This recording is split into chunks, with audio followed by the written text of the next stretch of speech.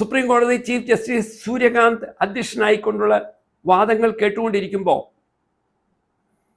ഈ 9 ബെഞ്ചിലെ ഏക വനിതാ ജസ്റ്റിസ് BV നാഗരത്ന അതിപ്രധാനമായ ഒരു പരാമർശം നടത്തിയുണ്ടായി.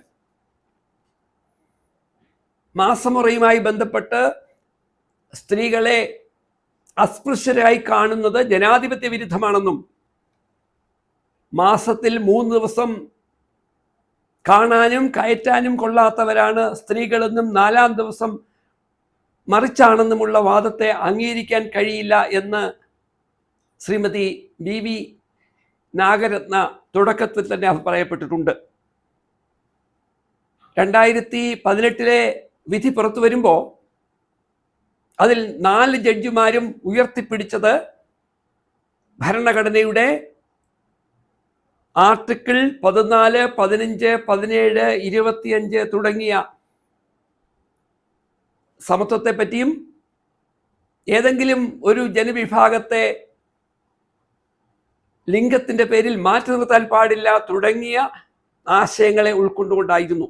വിശ്വാസികൾക്ക് പ്രത്യേകമായ പരിഗണന നൽകണമെന്നും ശബരിമലയെ പ്രത്യേകമായി കാണണമെന്നും അന്നത്തെ അറ്റോർണി ജനറൽ വാദിക്കുമ്പോൾ ആ വാദത്തെ അന്ന് ന്യായീകരിക്കുവാൻ 5-അംഗ ബെഞ്ചിൽ ഒരു വനിതാ ജസ്റ്റിസ് ഉണ്ടായിരുന്നപ്പോഴാണ് ഇപ്പോൾ ഈ പുതിയ ബെഞ്ചിൽ ഉള്ള നാഗരത്ന എന്ന കർണാടകക്കാരിയായ ജസ്റ്റിസ് സ്ത്രീകൾക്ക് അനുകൂലമായ ശക്തമായ സമീപനം അവർ തുടക്കത്തിൽ എടുത്തത്.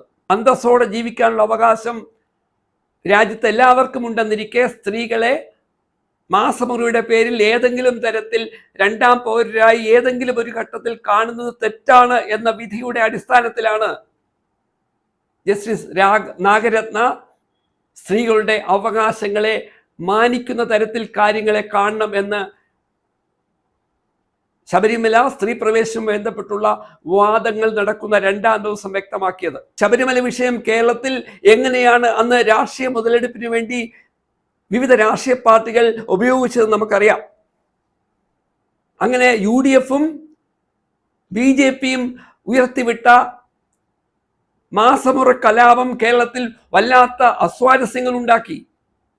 ഈ വിഷയം വീണ്ടും ഉയർന്നു വരുമ്പോൾ ഈ വിഷയത്തിൽ പ്രതികരിക്കാൻ പോലും തയ്യാറാകാതെ മാറി നിൽക്കുന്നു എന്ന് നമ്മൾ മനസ്സിലാക്കണം. ചരിത്രം തന്നെ നിരന്തരമായി പുതിയ അനുഭവങ്ങളിലൂടെ നിലവിലുള്ള മാമൂലുകളെ അട്ടിമറിച്ച് പുതിയവ എഴുതി ചേർത്തുകൊണ്ട് മുന്നേറുമ്പോൾ ലോക ചരിത്രത്തിൽ 11 ലക്ഷം കിലോമീറ്ററോളം യാത്ര ചെയ്യാൻ തിരഞ്ഞെടുക്കപ്പെട്ട 4 ശാസ്ത്രജ്ഞന്മാരിൽ ഒരു വനിതയുണ്ട്.